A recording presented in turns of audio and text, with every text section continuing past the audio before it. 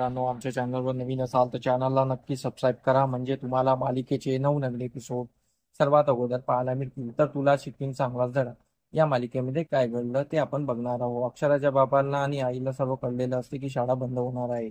अक्षराचे आई बाबा अक्षराला जाब विचारतात. अक्षरा बोलते की काही नाही, मी आहे, सर्व ठीक करेल. तर तिथे इरा येते आणि इरा परत तेच रणकारण चालू करते आणि बोलते की ताई, तुझी शाळा बंद होत आहे म्हणजे आई बाबाचं सर्व इन्कम बंद होत आहे. आई बाबाच्या पैशामध्ये घर चालत नाही आणि तुझा पैसा येत होता, थोडा सपोर्ट लागत होता.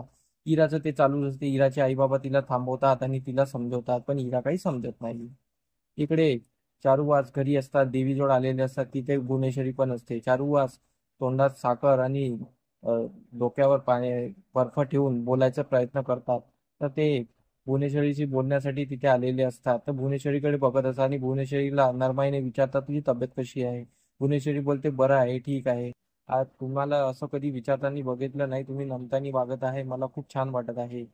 तर त्यावर चारुवास बोलता की आता मी ठरवलं आहे ना तुझ्याशी लग्न करायचं, म्हणून मी तुझ्याशी चांगलं वागतो आहे. मग चारुवास हळूहळू तो विषय काढतात की शाळा तू का बंद करत आहेस. तर भुवनेश्वरी बोलते, आम्हाला शाळा बंद करावीशी वाटते म्हणून आम्ही करत आहे. शाळा ती नेहमी तोट्यात आहे म्हणून बंद करत आहे. तर त्यावरून भुवनेश्वरी आणि चारुवासमध्ये वाद होतात आणि चारुवासचा तो तापा सुटतो आणि चारुवास परत भुवनेश्वरीशी वाद करायला लागतो. इकडे इकडे इकडे इरा अ, अक्षराच्या मागे बाहेर आलेली असते. अक्षरा तुळशीची पूजा करत असते आणि इरा बोलते की ताई, मला तुझ्याशी बाहेरच बोलायचं आहे. अक्षरा बोलते बोल. पण इरा बोलते, ताई तू अधिपती जिजूशी डिवॉर्स घेऊन टाक आणि डिवॉर्स घेऊन टाक आणि पोरगी घे, म्हणजे तुझी लाईफ सेट होऊन जाईल आणि तुला त्या घरापासून सुटकारा मिळेल.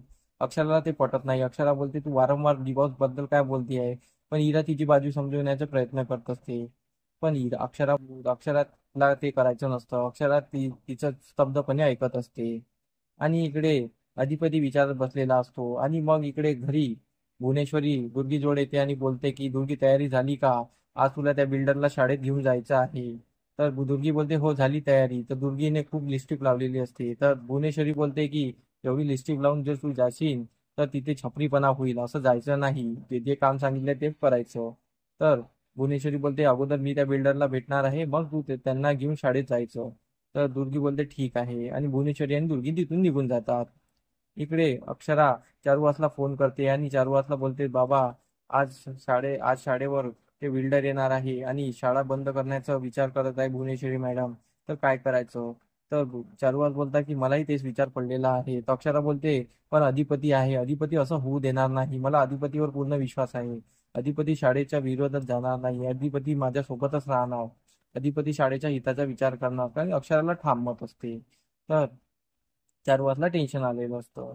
तर इकडे अधिपती शाळेत पोहोचलेला असतो आणि तो डायरेक्ट इथे फुलपगारेंना भेटलेला असतो. फुलपगारेंना तो एक प्लॅन सांगतो आणि बोलतो की तुम्हाला शाळा वाचवायची आहे ना, आणि मी तुम्हाला वचन दिलं होतं की मी शाळा कधी बंद होऊ देणार नाही. तर आपल्याला ते करायचं आहे. मी तुम्हाला जो प्लॅन सांगतो तसा वर्क करा.